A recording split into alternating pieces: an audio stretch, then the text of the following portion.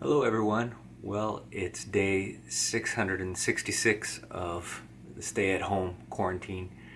No, I'm kidding. I can't complain. I enjoy being in the studio and having all this time to paint, although I do get a little tired of not being able to go to public places to paint outdoors. I know this is stressful for everyone, especially for all the healthcare workers out there, from the nurses and doctors to pharmacists and emergency workers. I know this is a rough time for all of them, and I really am thankful for them and what they're doing for us. And I'm proud of all of you for staying at home and flattening the curve. So keep it up. It is working. Here in Washington State, we're getting some good preliminary results. I know we're not out of the woods yet. Things could still get really bad, but so far the data looks pretty good. Our governor was a little slow to shut us down, to order the stay at home, but I think he was trying to treat us like adults, and for the most part people were behaving like adults and staying at home, not gathering. But there were a few knuckleheads and a few deniers, and so he had to lock us down. And I encourage you, use this time while you're indoors and isolated with your family to connect with your family, both in person or online, however you can, and also to create. Pick up that brush, pick up that pencil, and use this time to create. Just wanting to contribute to the good things and the good messages that are out there now, and try to make this situation better. It is stressful, it's nerve-wracking, worrying how bad is it going to get before it starts to get better. So positive thoughts, prayers, do your part, and we'll all get through this. Hopefully this little episode will be a distraction for you. In this episode, I'm doing another studio painting. I took a picture of some flowers blooming in the neighborhood, so I've got that here on the iPad, ready to go. I've got a pre-stained panel here, a little 8x10, so I'll do a quick studio painting, try to do it all in one go if possible. As always, thank you for joining me. If you like these episodes, please like and subscribe. Okay, I have a few colors mixed up for the initial wash. I take paint straight out of the tube and dilute it with turpentine and scrub the colors into the panel or the canvas for that initial wash in. I use turpentine here in the studio with the window open and with the ventilator fan running. It can make me kind of queasy, and I've heard that you can develop long-term bad effects, even with the good artist distilled turpentine, develop kind of allergic reaction to different solvents. So I'm careful to always have good ventilation, but especially if I'm using turpentine or liquid or anything else that has a lot of odor to it indoors. Ultramarine blue, some transparent oxide brown, transparent oxide red. These are colors I'm kind of new to, I'm playing with. I like that they're dark, they're very permanent, and they're both transparent. And this transparent oxide brown is supposed to have a better light fastness over many years than burnt umber. So I'm trying to play with this transparent oxide brown and move away from the burnt umber. I've also got a little bit of alizarin crimson, which is a permanent cad yellow. Here I've got a little bit of cerulean blue and yellow ochre mixed to this kind of grayish green, and a little bit of ultramarine blue and cad yellow mixed for this warmer, more reddish orange green. I'll take these paints, I'll use a big bristle brush from Utrecht, it's a number 12, with terps, and scrub in the initial wash.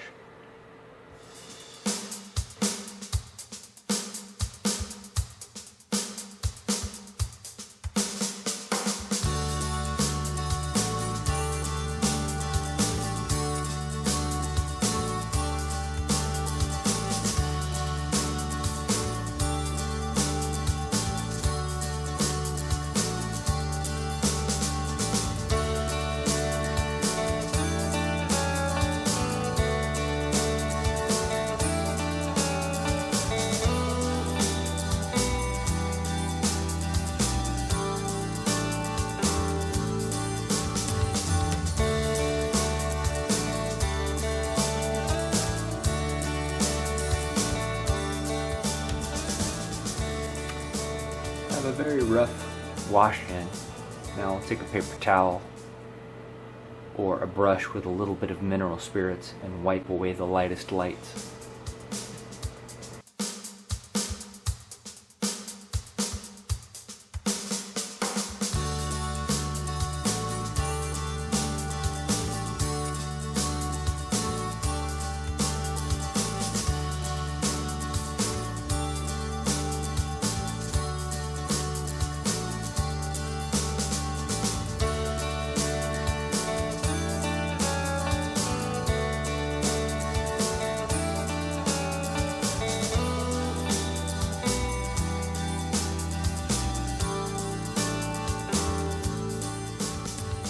Use a soft watercolor mop brush to blend the paint just a little bit now that it's setting up, now that the turpentine is evaporating, it's setting up just a little bit.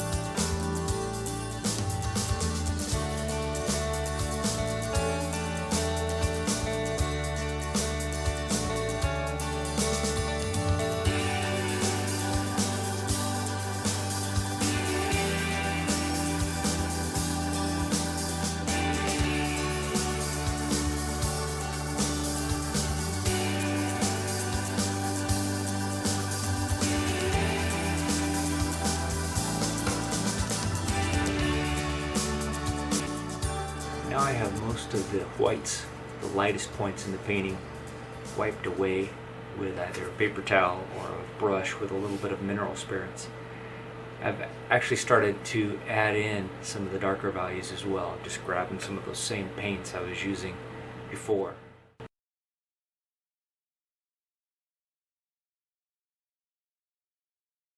Now I want to also add the darkest dark now while it's still all just kind of setting up, and also the lightest light. So I've put away the turpentine, especially since I'm painting here indoors, and I'll go to my oil painting medium and go to putting in big blocks of color.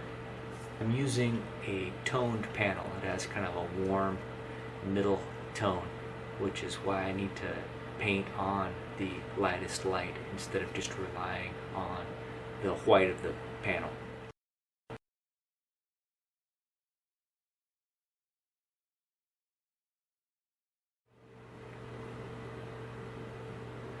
With this painting, I'm really pushing compression of value. So I'm trying to stick to 4 or 5 distinct values in the finished painting, not including maybe a couple highlights or a couple dark shadows.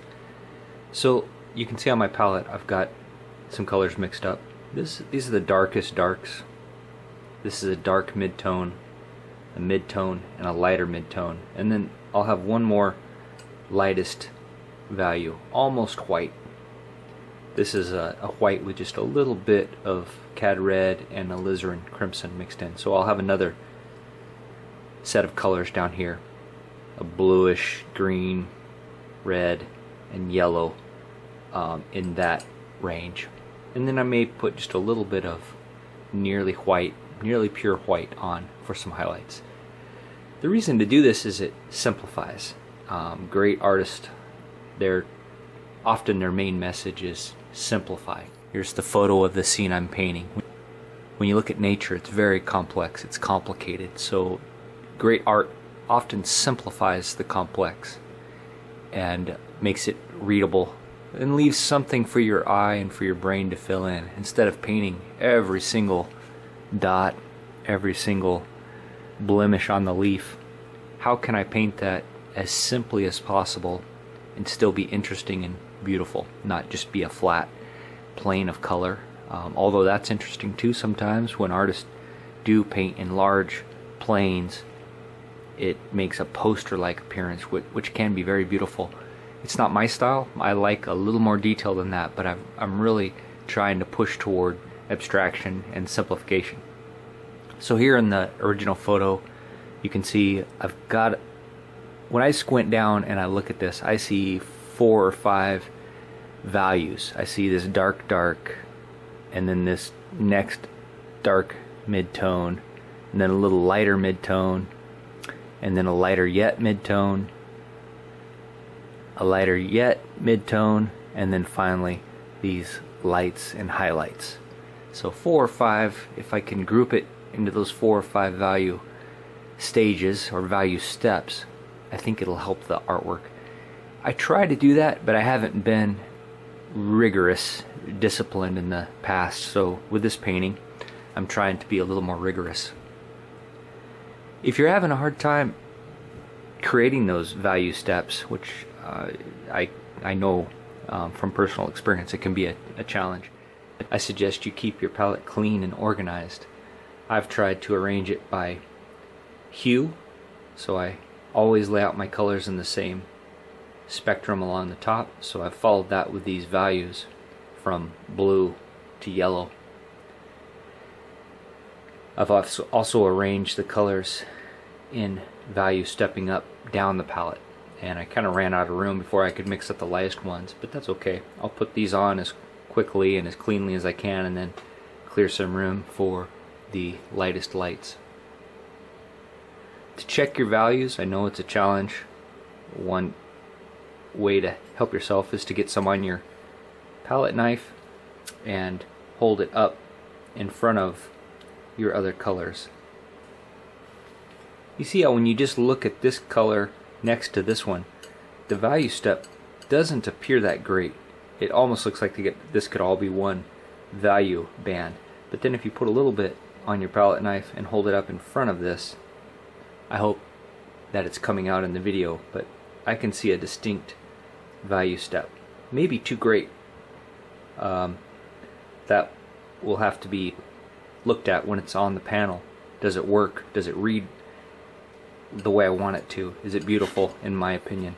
So I may have to do some scumbling or glazing later if I'm not happy with the effect. But I like to learn new things. I like to try new things. Doing it in this disciplined way is something that I've wanted to do for a while. I've seen several artists that I follow recommend this, and I do like their work, and their work is very readable. That's one thing that you want in your paintings, is you want the painting to read accurately. You want it to look like your subject. So here I've got pretty much the values down. All the values now are compressed into about 3 values. The darkest dark, a middle value, and that includes these leaves, and then the lightest light. So I'm going to expand that a bit with the 5 values, but I'm going to keep it as simple and straightforward as I can.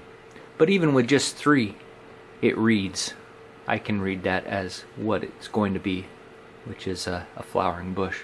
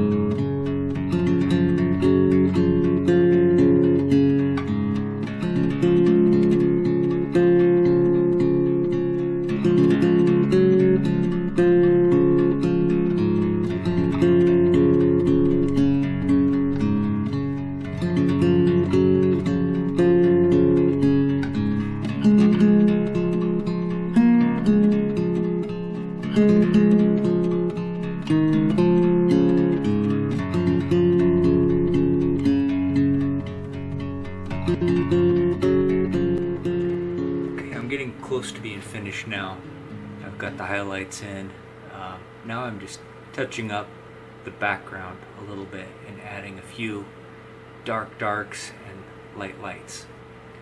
A good way to do that is to step back from the painting and flick your eyes back and forth between the subject and the painting itself and just see what jumps out at you as being wrong. Any places where the drawing is wrong or where the values or colors are wrong, you're going to jump. That's a good clue, good way to correct it, find those problem areas. So when I do that,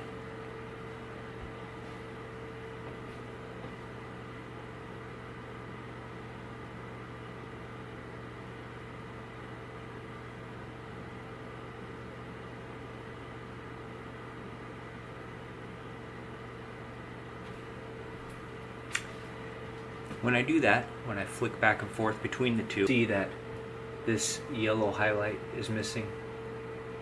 These yellow highlights here. Also this little line and this little highlight are missing. And also this point here are not quite bright enough. So I want to add just a little more highlight here. I want to add that little splash of yellow and that line leading up into the center of interest. I may add a highlight on this little point here and add just a few dashes of red and yellow up here.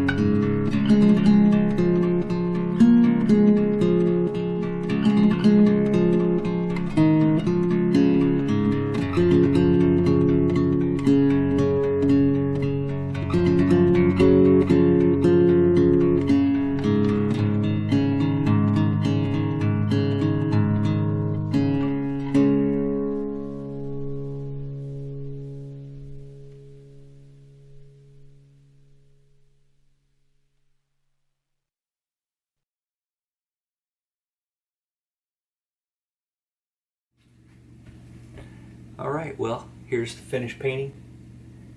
I like how it turned out. I hope you enjoyed the process and watching the painting. I hope you get out and get a little exercise, but stay safe while you're out there. And I hope you have some time to do some painting.